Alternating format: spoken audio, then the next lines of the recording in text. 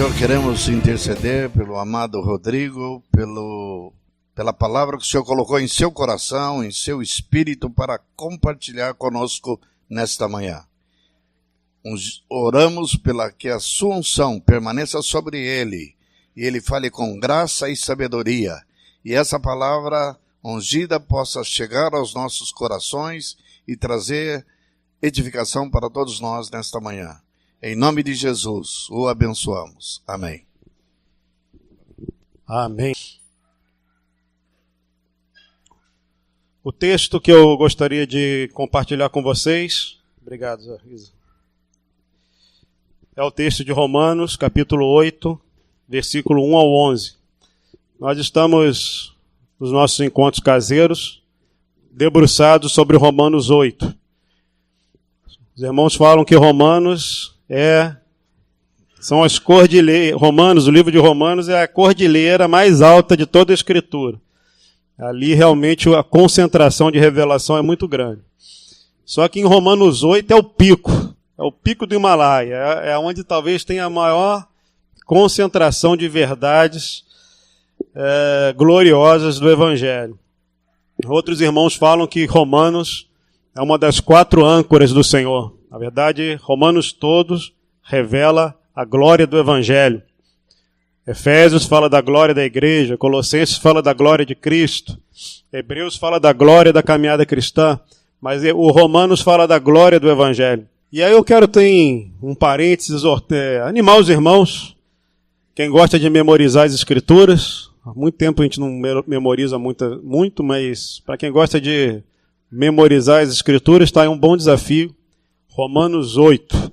Vocês falamos aí das redes sociais, façam aí um propósito de Deus. A cada minuto em rede social, você bota 2 minutos de memorização bíblica. Então você vai memorizar rapidinho. Cada olhadinha no Instagram é uma olhadinha no versículo. Cada olhadinha no Facebook vai para o versículo. Cada olhadinha no Zap, mais tão rapidinho a gente memoriza.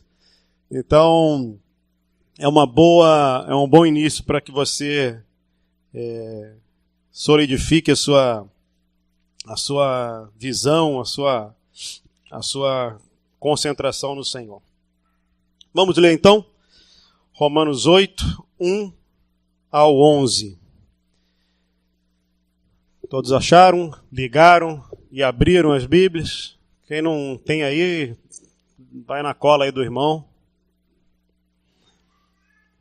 Diz assim: Agora, pois, já nenhuma condenação há para os que estão em Cristo Jesus, porque a lei do Espírito da vida em Cristo Jesus te livrou da lei, do pecado e da morte. Porquanto o que for impossível à lei no que estava enferma pela carne, isso fez Deus enviando o seu próprio Filho em semelhança de carne pecaminosa e no tocante ao pecado.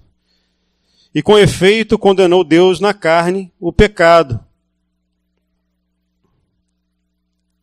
a fim de que o preceito da lei se cumprisse em nós, que não andamos segundo a carne, mas segundo o Espírito.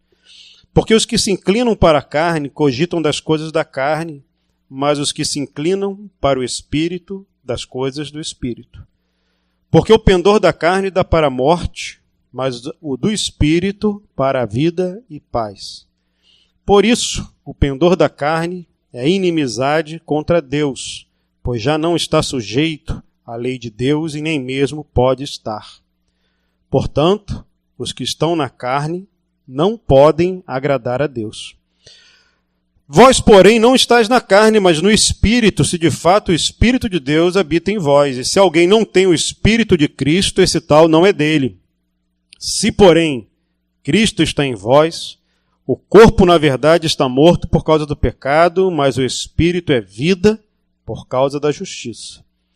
Se habita em vós o Espírito daquele que ressuscitou a Jesus dentre os mortos, esse mesmo que ressuscitou a Cristo Jesus dentre os mortos, vivificará também o vosso corpo mortal por meio do seu Espírito, que em vós habita. Irmãos, a boa notícia de Deus para nós é que Ele resolve tudo na nossa vida. Esse é o que a gente chama do Evangelho. O Evangelho do Senhor, quando chega a nós, ele resolve tudo em nossa vida. Isso não quer dizer que nós vamos ser os mais ricos, mais bem-sucedidos, mais bonitos, mais sofisticados. Não. Mas o Evangelho do Senhor resolve tudo, todas as áreas, em todos os momentos. O Evangelho do Senhor trata do passado conosco, do ontem, ele trata de hoje e ele trata do amanhã. Jesus Cristo é o mesmo ontem, hoje e o será para sempre.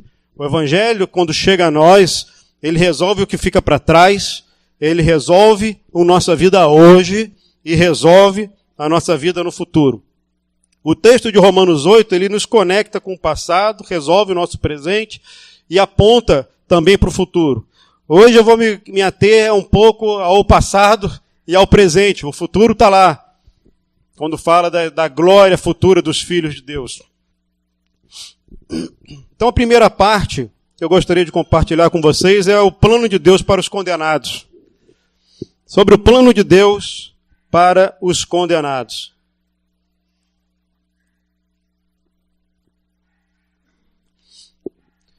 Irmãos, eu gosto muito de história. E a gente, quando começa a estudar a história dos países, história das nações, história do Brasil, história da igreja, a gente começa a ver, por exemplo, na nossa história do Brasil, frutos hoje. A gente está em 2018, e a gente olha e fala, caramba, como que nós somos assim até hoje? Nós temos uma internet com uma penetração em quase, 80% dos lares, e ao mesmo tempo a gente não tem esgoto e não tem água nas casas. Nós convivemos com coisas esquisitas, nossos rios são todos poluídos. A gente não consegue entender. Esse dia eu estava com o Salomão, e ele gosta de velejar, e ele falando que na época das Olimpíadas aqui, a Baía de Guanabara estava limpa. Limpa, porque eles encontraram 5 pontos na Baía, que eram os pontos problemáticos, e botaram ali uma peneira com um filtro. E durante aqueles belos dias de Olimpíada aqui, no dia 5 de agosto de 2016, até 30 dias, a Baía de Guanabara ficou limpa. O pessoal vinha velejar e tudo limpo. Aí você vai hoje, é tudo sujo. Nós não conseguimos resolver um problema de 5 pontos na nossa Baía para deixar o negócio limpo. Mas como que a gente consegue? Minhas filhas estão passeando lá na Europa, e elas estão falando assim, pai, qualquer cidadezinha, por menor que seja, você vê um rio. O rio é limpo, que pode pegar, quase que você dá para beber a água. E a gente tem esse nosso ranço histórico que nos prende da nossa exploração. Nós somos conectados com esse passado. A nossa história é marcada por aqueles que chegaram antes de nós, nos colonizaram, nos exploraram, e até hoje nós lidamos com essa terra para querer explorá-la. Nós gostamos de explorar os lugares, mas pouco fazemos para mudar a realidade deles. E isso é muito mais forte do que a gente consegue admitir, o quão essa realidade histórica vai nos perseguindo. A gente olha para os outros países, Estados Unidos, com aquela colonização dos peregrinos, e como aqueles homens chegaram para fundar uma nova nação, todos eles com uma visão em Deus, para construir uma nova história. E aí aquele país tem uma história linda, as universidades todas nasceram para ser centro de pregações do Evangelho. Enfim, toda a constituição do país tem uma história muito bonita, e a gente vê assim, o início dos caras começou de um jeito, o nosso começou de outro. A nossa história individual, existe a máxima aí se não me engano é o Jim Rohn, alguma coisa assim, que fala que nós somos a média das 5 pessoas que nós mais relacionamos. Então, quem você é? Ah, não, eu sou o Rodrigo que faz isso, que faz aquilo. Não, você é uma mistura das pessoas que te influenciam. E provavelmente das 5 pessoas que estão mais perto de você. E hoje, no contexto de rede social, eu acho dos seus seguidores. Quanto mais com quem você está ligado na rede social, você está mais ou menos parecido. Na nossa vida pessoal, a gente acha que nós somos senhores das nossas escolhas. Eu li um livro recentemente chamado Rápido e Devagar, de um psicólogo que ganhou o Prêmio Nobel de Economia. E ele demonstrou que nós, humanos, não tomamos tantas decisões racionais como a gente imaginava. Que nós somos muito mais guiados por questões aparentemente emocionais e fora de uma racionalidade do que imaginávamos. Então se criava quem está estudando microeconomia aí, se cria um modelo microeconômico baseado em racionalidade. As pessoas vão no menor preço, as pessoas vão decidir por aquilo, porque esse cara descobriu que não é assim. Nós somos influenciados pelas mais diversas coisas que nós nem imaginamos. Eles fizeram experiências que vocês não têm ideia de como situações simples influenciam as nossas escolhas, as nossas decisões. O que nós achamos bonito hoje talvez já não tenha sido no passado. O que nós achamos feio hoje já não é o que foi no passado. A gente olha a roupa dos anos 70, acha horrível, hoje a outra é a moda. Tudo nós achamos que decidimos, mas na verdade nós somos uma sucessão de inputs e situações que vão determinando a nossa vida. Do ponto de vista bíblico, o que isso quer dizer? Meu irmão, aconteceu uma coisa há muito tempo atrás, chamada teologicamente de queda.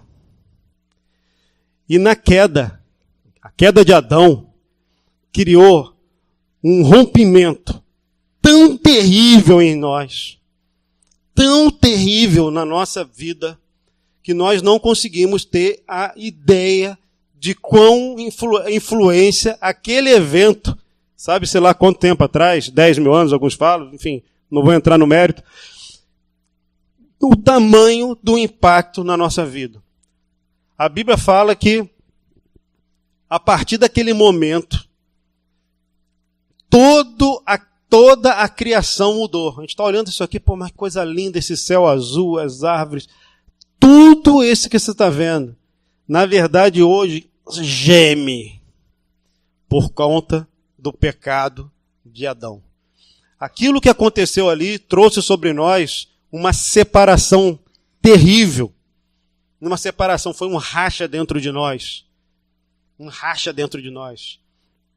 Nos desconectou de nós mesmos, nos desconectou de Deus, principalmente, nos desconectou um com o outro, nos desconectou da própria criação. Nós ficamos absolutamente destruídos por conta da queda. E depois dessa queda, éramos ali então livres para tomar nossas escolhas. Depois da queda, meus queridos, alguma coisa aconteceu. Nós começamos então a nos distanciar de Deus e a pecar. E ao pecar, nos tornamos escravos do pecado. 4 rompimentos aí do pecado com Deus, né? Nossa separação absoluta de Deus. Deus se encontrava com Adão, fala na viração do dia. Então uns falam que era de manhã, outros falam que é à tarde. Eu não sei bem quanto é. Como eu não acordo muito na viração do dia, mas conheço bastante o entardecer, eu não sei quanto a vocês, irmãos, mas eu quando estou diante de um pôr do sol muito bonito, eu tenho aquele tempo, né? Não é aquela coisa corrida, tem aquele tempo para ficar olhando e admirando. Eu não sei quanto a vocês, mas quanto a mim, me dá um sentimento de saudade. Me dá uma certa saudade, uma certa melancolia. E eu tenho para mim que é um certo reflexo daquilo que todo o ser humano já viveu no passado, de uma conexão grande com o Senhor, e que agora nós não temos. Então eu olho para aquilo e me parece, poxa, um dia isso vai ser restaurado. A queda nos separou de Deus, da alegria e da satisfação em Deus, do amor, da paz que estávamos com Ele. A queda rasgou a nossa própria constituição humana. Nós, como os psicólogos falam, nós somos como um iceberg. Nós temos uma pontinha para fora conhecida e 90% para dentro. Nós não conseguimos discernir a nossa própria essência. Nós somos separados de nós mesmos. Nós não sabemos qual é a nossa identidade. Nós não sabemos quem somos. e por isso temos medo, somos inseguros e ansiosos. Nós fomos desconectados uns dos outros pelo pecado, então a gente ficou escravo de amargura, de ressentimento.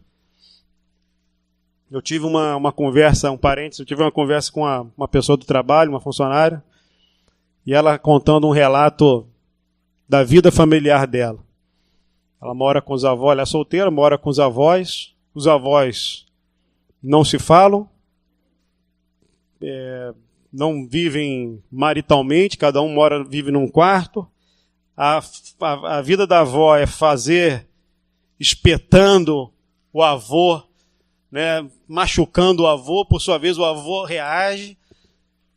E aí, falando do pai, o pai separou, ela mora com a mãe, ou seja, sabe aquele caos? Aí eu falei para ela, como o pecado destrói tudo. O pecado destrói os relacionamentos, porque ele faz com que a gente não consiga perdoar. Então a gente vive cheio de ressentimento, de amargura.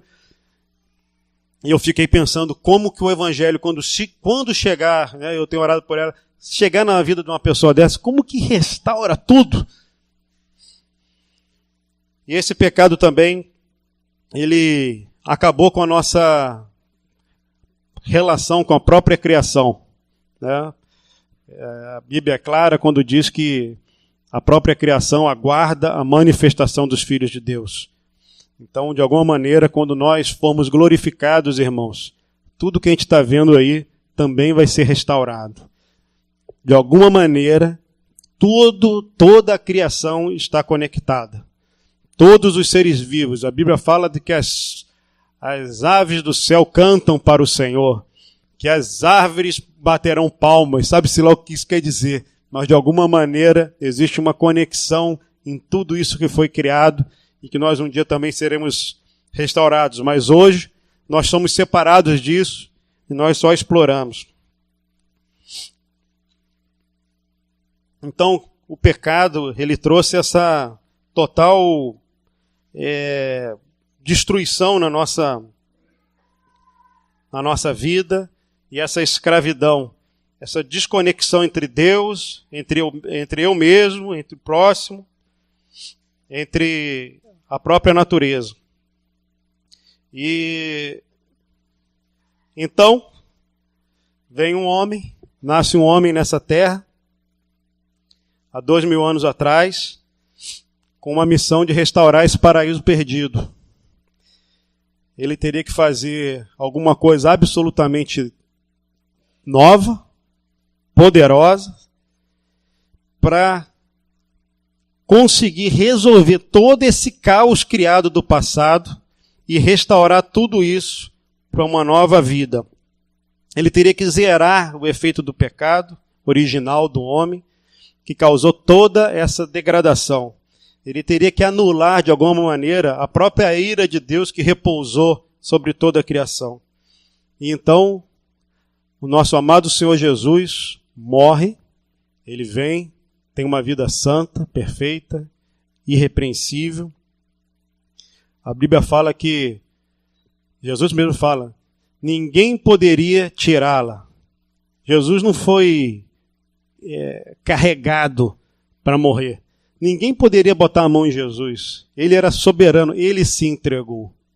Ele morre, aquela morte não sujeito à força humana, mas ele se entrega. Ele morre pelos nossos pecados e ele nos perdoa daquilo que nós somos. E aí vem então o Romanos 8:1 que lemos. Agora, pois já, nenhuma condenação há para os que estão em Cristo Jesus. Por que eu fiz essa introdução toda, irmãos? Porque se a gente não percebe o quão cavernoso era essa escravidão, o quão penoso é esse pecado que tenazmente nos assedia, de quão forte é essa herança que do ponto de vista histórico, do ponto de vista pessoal, do ponto de vista psicológico, nos arrasta. Quando nós falamos de uma libertação, nós achamos que o Senhor Jesus me libertou, porque antes eu bebia muito, agora eu não bebo mais.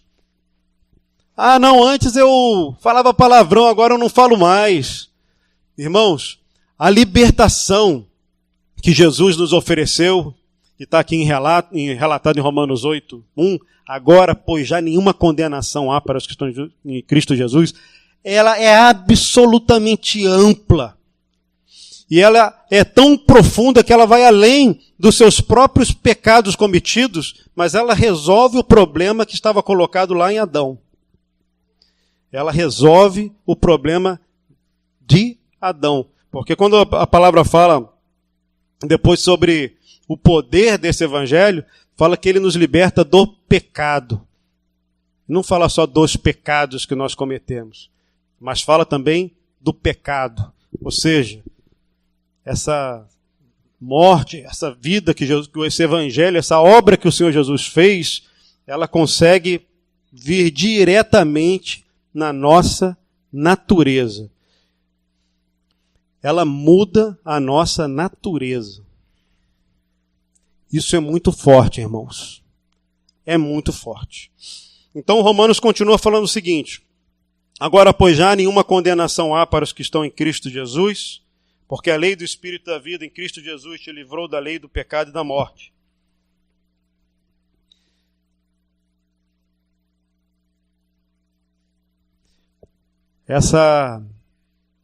Esse evangelho, quando chega, ele transforma em um nível absoluto. Absoluto. Pleno. Então, qual é o plano de Deus para nós, os condenados? Queridos, é nos dar uma ampla liberdade. É uma ampla. E agora, pois já não há condenação sobre você. Não só não há condenação sobre os seus pecados quando você está em Cristo, mas não há condenação da sua natureza pecaminosa. Você foi amplamente e irremediavelmente perdoado pelo Senhor, liberto pelo Senhor. Amém? E nós temos batido bastante nessa visão desse efeito, dessa mensagem poderosa que é do Evangelho. Então, essa é o plano de Deus para os condenados que somos nós. Uma ampla e tremenda perdão da nossa condenação. E agora, irmãos, eu queria falar um pouco sobre o plano de Deus, não para os condenados, mas para os libertos. Amém? O texto continua falando o seguinte, a partir do versículo 3. Ele fala que nós não fomos condenados, e depois ele fala, porquanto, o que for impossível à lei, no que estava enferma pela carne, isto fez Deus enviando o seu próprio Filho em semelhança de carne pecaminosa, e no tocante ao pecado, e com efeito condenou Deus na carne. A fim, com o objetivo, a fim de que o preceito da lei se cumprisse em nós, que não andamos segundo a carne, mas segundo o Espírito. E depois, então, todo o relato aqui de Romanos vai dizer sobre as consequências do Evangelho. Já não é propriamente o Evangelho, mas as consequências do Evangelho. Queridos, se essa salvação é tão poderosa como eu estou falando, que é capaz de nos desconectar do ranço histórico que nos arrasta. E nós, brasileiros, sabemos o quão isso é forte. Provavelmente aqui nós temos muitos descendentes de escravos. Olha isso. Nós temos um ranço histórico, nós temos um ranço emocional, um ranço pessoal. Se nós entendemos que a salvação em Deus é poderosa para quebrar, para restaurar absolutamente toda essa conexão passada, o que vai ser da nossa vida futura? O que vai ser do nosso hoje? E aí eu queria falar para você o que a Bíblia diz.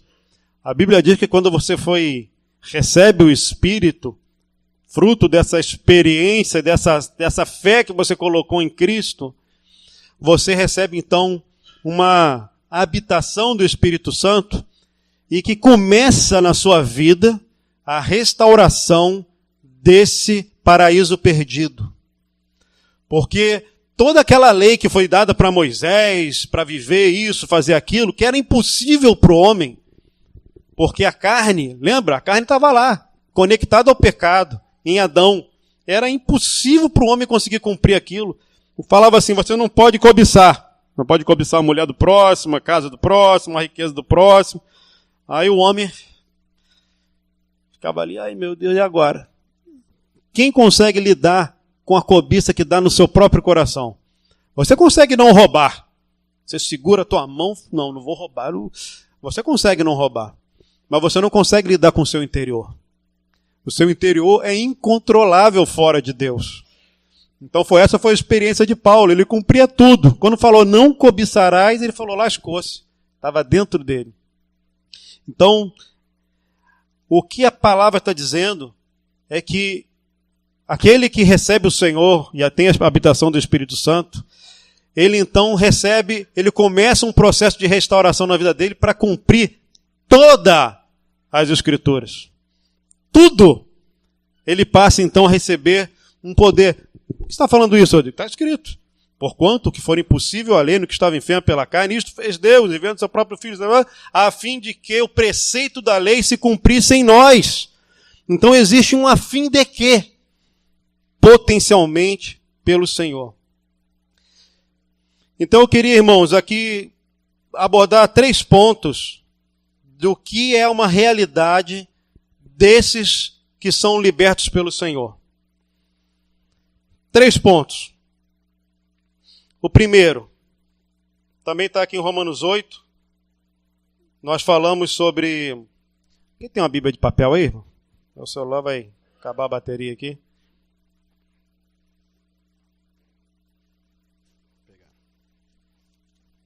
A boa e velha Bíblia de papel.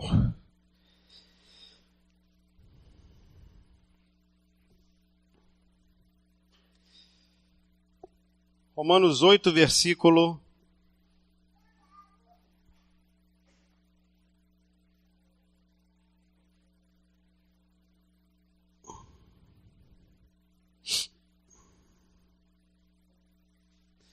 Versículo 5 diz assim: porque os que se inclinam para a carne cogitam das coisas da carne, mas os que se inclinam para o Espírito, das coisas do Espírito. Queridos, o que a palavra está dizendo? Está dizendo para nós nos esforçarmos para nos inclinar para o Espírito? O que vocês acham? Está dizendo que a gente tem que fazer algumas coisas para nos inclinar para o Espírito? Não. O que a palavra está dizendo aqui é que existe uma realidade espiritual. Existe uma realidade espiritual daqueles que nasceram de novo. E essa primeira realidade espiritual é essa inclinação. Irmãos, se você recebeu esse evangelho em algum momento, você experimenta isso não porque alguém te ensinou, mas porque o Espírito Santo que habita em você vive isso. Você recebeu uma nova inclinação. E o que é essa nova inclinação? Eu chamo isso de uma renovação nas nossas afeições. Você, antes de receber esse Espírito, de receber essa nova vida em Deus, você tinha gostos, tinha prazer em algumas coisas. E a partir de então começa a ter suas afeições mudadas. Veja bem, irmãos, eu não estou falando de comportamento. Eu não estou falando que você sabia que tinha que mudar uma série de coisas. Eu era assim, tá? Eu sou de uma origem evangélica, de 4 gerações. Então, eu sabia que fazer determinadas coisas eram erradas. E eu sabia que se eu me convertesse, eu teria que abandonar aquelas coisas. Então, tinha a ver com comportamento. E eu não queria me converter, por quê? Porque eu gostava das coisas que eu fazia. Qual foi a minha surpresa quando eu me entreguei para Jesus? Que Ele mudou as minhas afeições interiores. A minha inclinação mudou. O que antes eu olhava com brilho, perdeu o brilho. E eu comecei a admirar e gostar e ter prazer em orar. orar sexta-feira à noite, fazer vigília. Eu tinha 16 anos. Toda sexta-feira era oração. Mas de onde que veio isso? Veio porque alguém mandou? Ou porque tinha um certo status para quem fizesse tais coisas? Não, irmãos. Ninguém sabia, orava escondido. Não era liderança, não era nada. Era um prazer transformado. Aquele que nasce de novo tem uma realidade interior nas suas afeições mudadas. Nós que edificamos vidas, sofremos às vezes bastante tentando edificar as pessoas. Edificar para que as pessoas mudem comportamento. E qual muitas vezes tem sido a nossa frustração? Que não tem inclinação, irmão. Falta alguma coisa. Não existe uma inclinação para o Senhor. Se não há inclinação, não há o próprio Espírito de Deus. E toda edificação é nula. Você só vai estar botando comportamento. Mude isso, ore mais, faça jejum, faça isso, faça aquilo. Existe uma realidade não aprendida do próprio Espírito Santo dentro de nós, que remexe nas nossas afeições.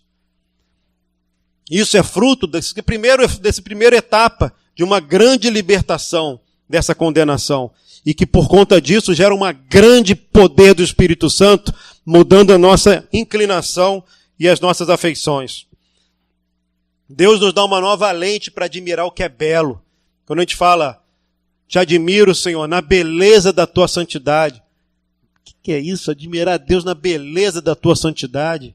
O que é isso de querer gastar tempo com Deus, admirando Deus? Isso só é fruto de uma ação profunda interior do Espírito Santo. Isso não é aprendido.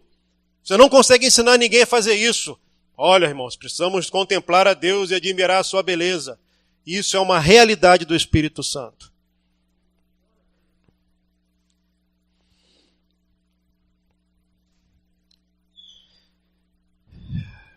Ninguém consegue segurar o comportamento indefinidamente.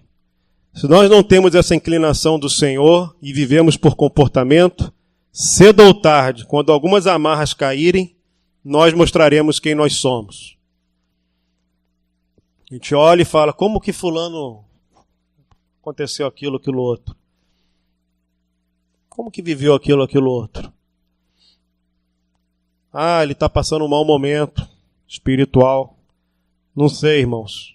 Eu questiono a minha vida e questiono qual é o nosso fundamento no Senhor. Ao ler Romanos 8, não tem dois tipos de pessoas. Não tem três tipos de pessoas. Quem está na luz, quem está no Espírito, quem está na carne e uma área um pouco cinzenta. Só tem duas. Existe um viver no Espírito e existe um viver na carne. Existe quem se inclina para Deus e quem se inclina para a carne.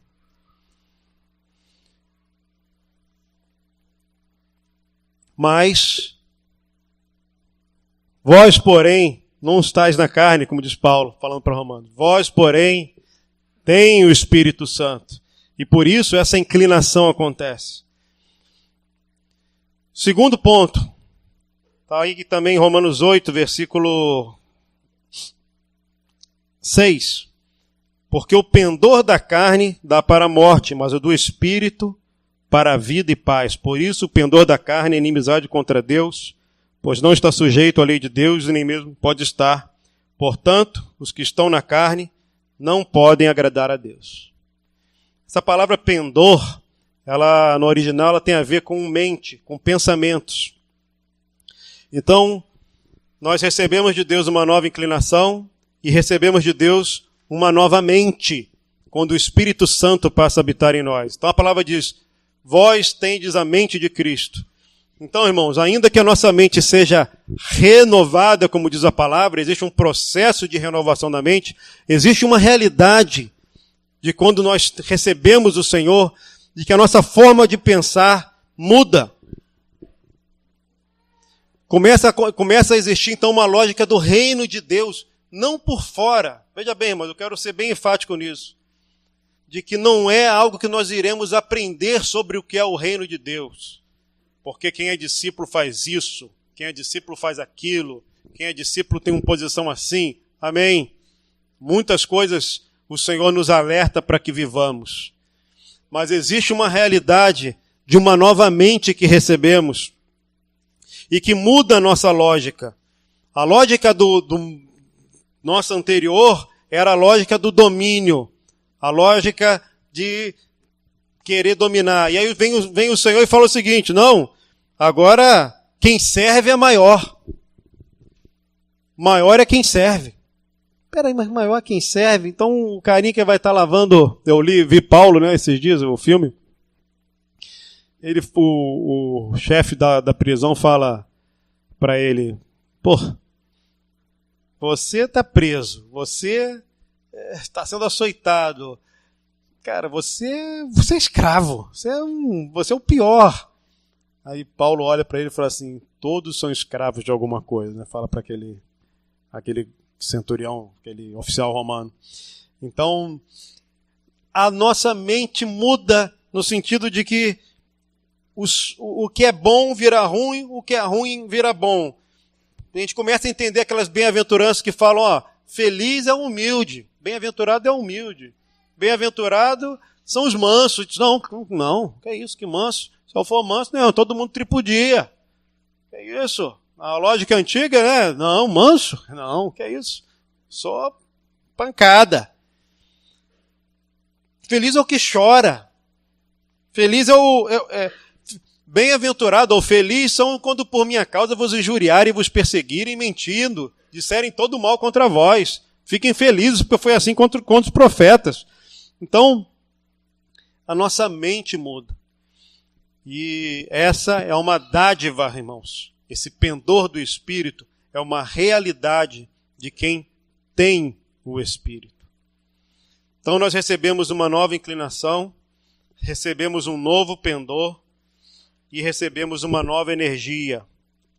Versículo 11 de Romanos 8 diz assim: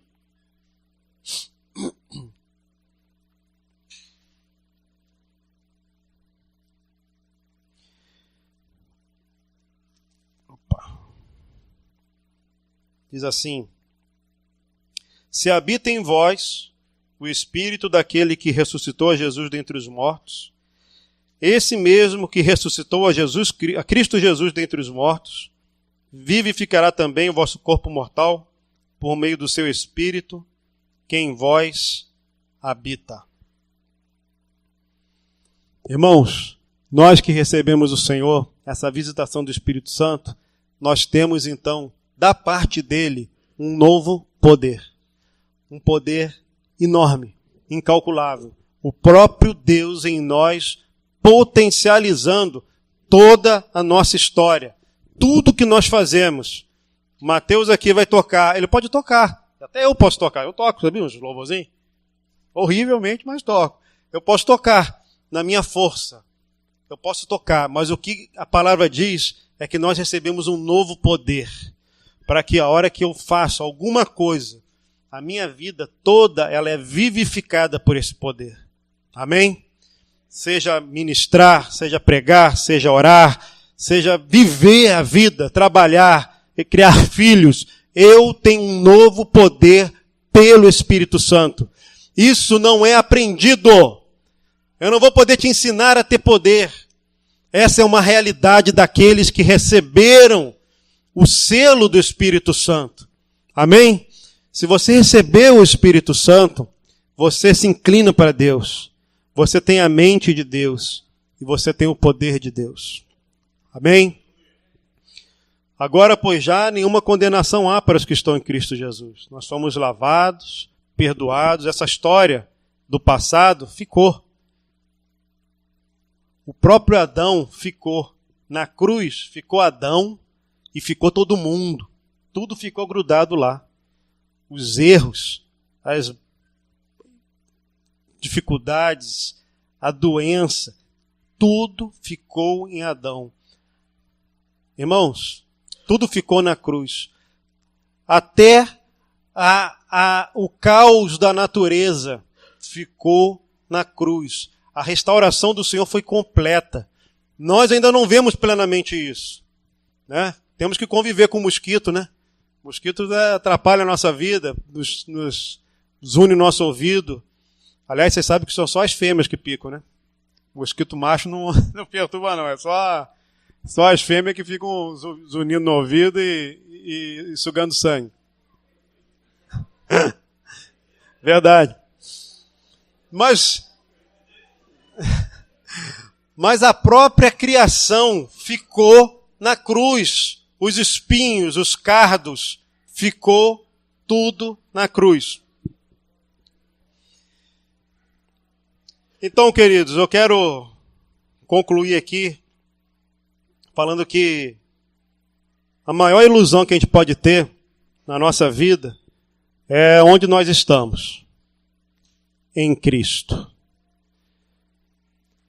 Porque se é verdade que existe uma inclinação, uma mudança de mente e um novo poder, e se isso é verdade, e se isso é que a palavra diz é verdade, eu preciso confrontar a minha vida com a palavra. E a pior coisa que pode existir para alguém é a ilusão. É não saber exatamente onde ela está. Onde eu estou? Eu experimento essas coisas, isso é uma realidade em mim. Ou você fala assim, não, é porque eu ainda estou muito... Eu preciso aprender algumas coisas. Eu preciso crescer, eu preciso ler mais a Bíblia. Não, porque eu estou no começo. Só existem duas realidades, dois tipos de pessoas. Quem está no Espírito e quem está na carne. Quem está na carne não consegue aprender a andar no Espírito. Não consegue aprender a ter o Espírito. Ele precisa receber o Espírito. E essa realidade, ela não acontece porque nós convivemos com as pessoas certas apenas, porque nós nascemos na família certa, porque nós acreditamos nas coisas certas, né? Nós podemos ter na nossa mente as doutrinas muito bem encaixadas a respeito de Deus, a respeito do pecado, a respeito da justificação. Não, tudo faz sentido na sua cabeça. Não, eu acredito, eu quero, me entreguei para Jesus. Eu tive uma experiência com Jesus, eu chorei muito em 1827, lá no tempo do Império, e me arrepiei todo. E desde então eu sou de Jesus. Teve uma época que eu recebi um senso de Deus e comecei a ler muito a Bíblia. Hoje, não, naquela época, não. Então ali foi minha experiência com Deus. Irmãos, o apóstolo aqui, nesse capítulo, ele fala 4 sis. Se, porém, se você, se habita. Coloque isso diante do Senhor. Leia a Bíblia, não a seu favor, mas às vezes contra você. Se não existe realidade na tua vida, você não precisa aprender coisas novas. Você precisa experimentar algo novo da parte do Senhor. Então, se coloque diante do Senhor para sondar o teu coração e você ter a absoluta certeza de onde você está. E se nós estamos no Espírito, queridos, como creio que estamos, eu quero te dizer que Deus reconciliou a sua relação com Deus. E você, então, pode ter uma alegria e uma satisfação renovadas em Deus. Sabe o que é ter alegria e satisfação renovada em Deus? Você pode ter seu amor e essa paz acendido pelo Senhor. Se você recebeu isso do Senhor, o Espírito restaurou sua identidade como filho. Quando a gente sabe que a gente é filho, você perde o medo, você perde a insegurança, elas começam a ser destruídas. Quando nós temos o Espírito, nós não somos mais escravos da amargura e do ressentimento. Nós temos o potencial de viver no perdão. A gente também sabe que a cobiça e a inveja começam a ser despedaçados e nós podemos amplamente ter comunhão uns com os outros. Se andar na luz, como Ele está na luz, mantemos comunhão uns com os outros. Tremendo, né? Não é que nós vamos ter comunhão, que nós mantemos a comunhão quando andamos na luz.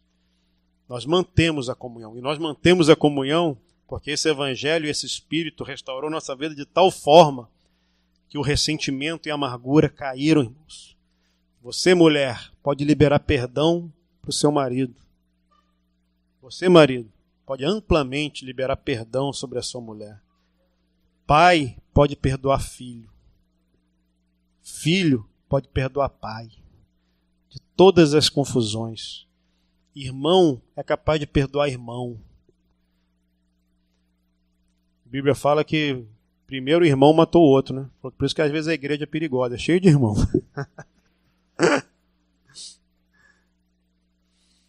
Às vezes, irmãos, sofremos na igreja, não é verdade? Mas em Cristo conseguimos amplamente liberar perdão uns para os outros, fazer com que a vida renasça de um para o outro. Só em Cristo, só pelo poder que há no Senhor isso é possível. Fora do poder do Senhor isso é impossível. Nós ficamos agarrados às nossas justiças, mas em Cristo, pelo poder do Espírito, a nossa comunhão horizontal é regularizada. E nós também temos essa comunhão com a própria criação. Eu fico doido querendo que aconteça isso, que o Senhor Jesus volte, enfim, que a nossa vida, que nós como filhos de Deus, possa restaurar. Irmãos, entenda que a nossa salvação não é que você vai só para o céu. O cosmos vai ser restaurado, toda a criação, este universo, porque as leis físicas foram transformadas por causa da queda. Mas da mesma forma o Senhor vai restaurar todas as coisas. Nós hoje morremos, nós nascemos e morremos, mas nós esperamos novos céus e nova terra, que será aqui tudo restaurado, tudo glorificado.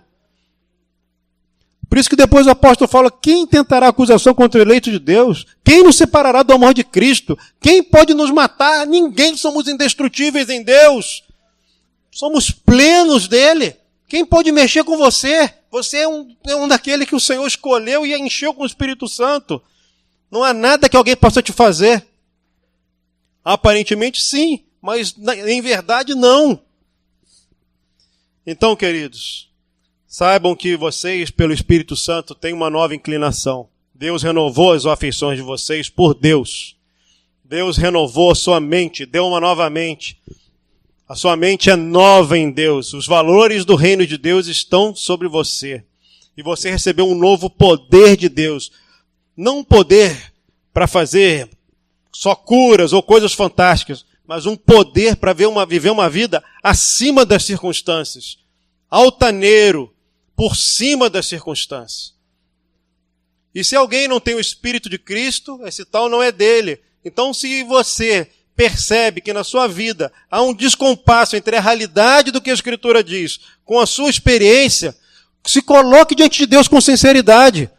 Não se iluda. Busque o Senhor. Fala, Senhor, não tenho experimentado isso. O que falta?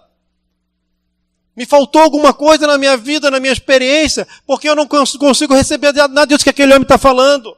Eu não tenho visto inclinação nenhuma para Deus no meu coração está seco e está seco há muito tempo. Eu não sinto amor por Deus, não sinto alegria, eu não consigo liberar perdão sobre ninguém, eu estou cheio de amargura. Então, sonde o seu coração, veja o que é a sua realidade, veja o que é, não tenha vergonha disso, e se coloque diante do Senhor.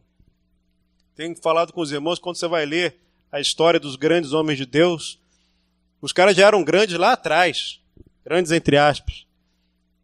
Pregavam o evangelho, saíam como missionários, já tinham uma experiência de liderança. Aí, de repente, o cara lá pela chance fala assim, eu não era nem convertido. E não são um nem dois, são vários. E eu fico cheio de pulga atrás da orelha. Eu falo assim, caraca, se esse cara não era... Quem sou eu? Enfim, queridos, a Bíblia é a nossa fonte de realidade. Nós lidamos com a nossa experiência pela palavra e não o contrário. Então, querido, que o Senhor aqueça o teu coração com essas realidades do Espírito Santo. Você, sim, tem a sua vida certa de que você pertence ao Senhor, que o Espírito Santo testifica no seu espírito que você é filho de Deus. da paternidade de Deus, de quem você é em Cristo.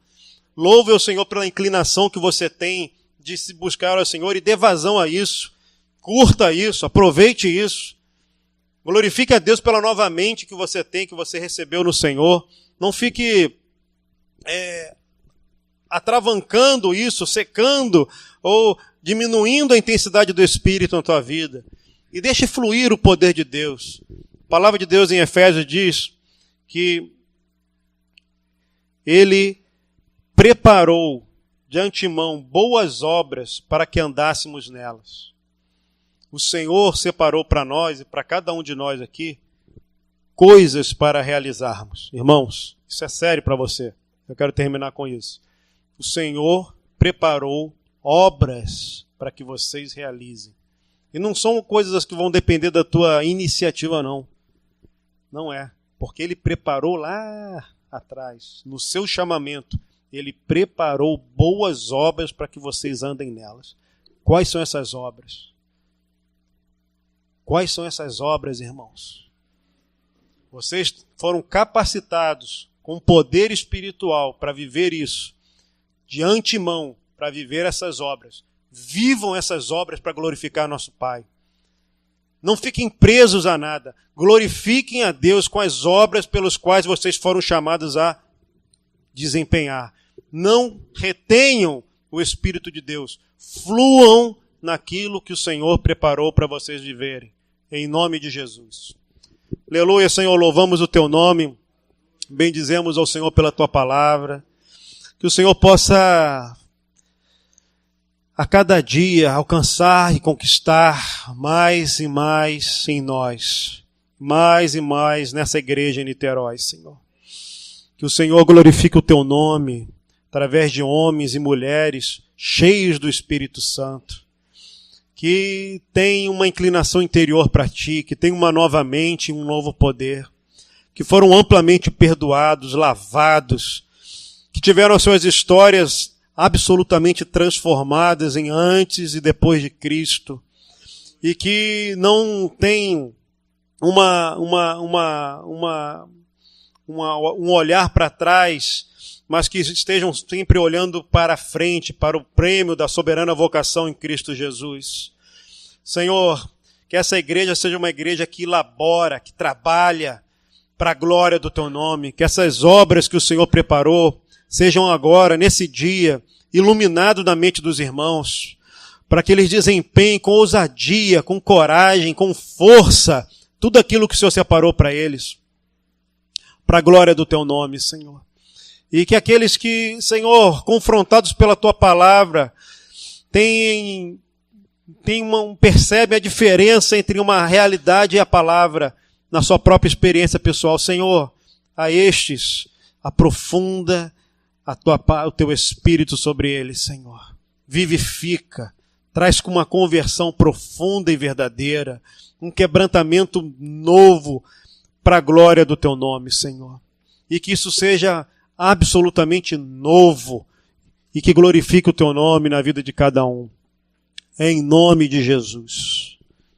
Amém.